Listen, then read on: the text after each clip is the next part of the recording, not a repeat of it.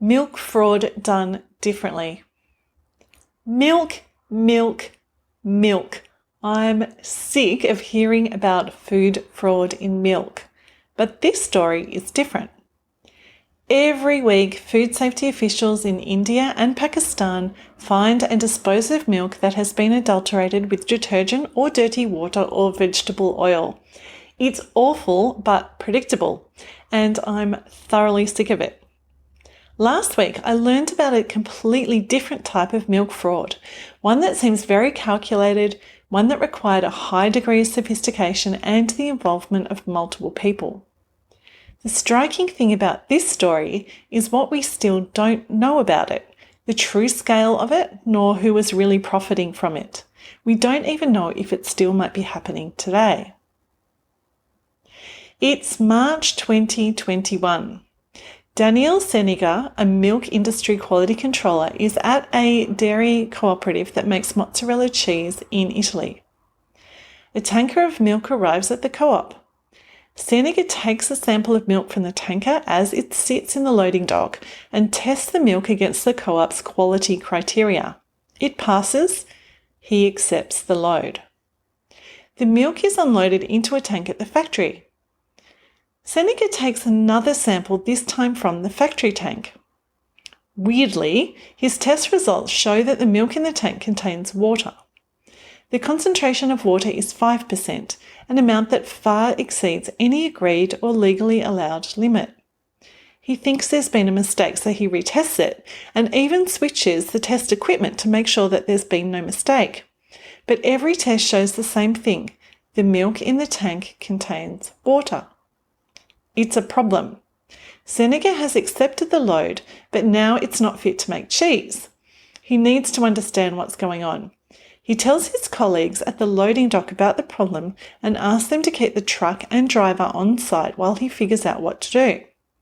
But the driver somehow manages to reload the watered-down milk into the truck and drive away with it, leaving no evidence that anything ever happened. So Seniger waits. He is ready when that truck next visits the factory. When it arrives, he calls the police, who arrest the driver and confiscate the truck. The driver confesses that the tank in the truck is divided into two sections, one containing milk, one containing water. The driver says the tanker is set up so that he can press a remote control button that causes the contents of the two tanks to be combined after the quality control sample is taken, but before the milk is unloaded. Wow. Prosecutors and magistrates get involved, and the prosecutors inspect the tanker and confirm the setup. And of course they tell the milk company. The milk company denounces the haulier and the truck driver is removed. Senior executives at the milk company claim that this was just a one-off incident. A one-off incident? Daniel Seniger did not think so.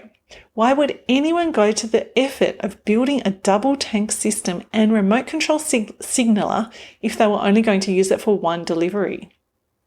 Doubts remained.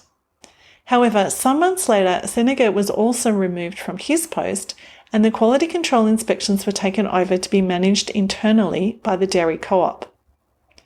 The enforcement authorities could do no more, saying that they only have evidence for 2 occurrences. End of story. Well, that's a doozy. You might imagine that adding just 5% of any diluent or bulking agent to food would not be profitable, but you would be wrong. For high-volume items, even tiny amounts of dilution or adulteration can add up to really big profits when it's done consistently. For example, when melamine was discovered in milk powder in China in 2008, so that's the famous melamine baby milk scandal that sickened more than 300,000 infants, investigators found that the fraud had been happening for at least 18 months and probably years or even decades before it was publicly revealed. If you sell enough food, small concentrations of adulteration can add up to big profits in the long term. The Italian story has a few parts that don't quite make sense to me. Unfortunately, I found only one source for this story and I couldn't get any more information about it. The relationship between the business entity that supplied the milk and the mozzarella factory that received the milk isn't clear, and the news story makes it seem that both actually might be the same milk cooperative, the buyer and the seller. In that case, who could profit from such a fraud? Like the quality controller, I find it hard to believe that the transport company would have been motivated to come up with such a scheme on their own. One thing is for sure, the whole exercise would not have been profitable if it was only done twice. It's all a bit of a mystery, but it does give us a fascinating insight into the ingenuity of fraudsters and the vigilance needed to protect and prevent such frauds. In short, there are more questions than answers in this milk fraud story that occurred in an Italian dairy supply chain.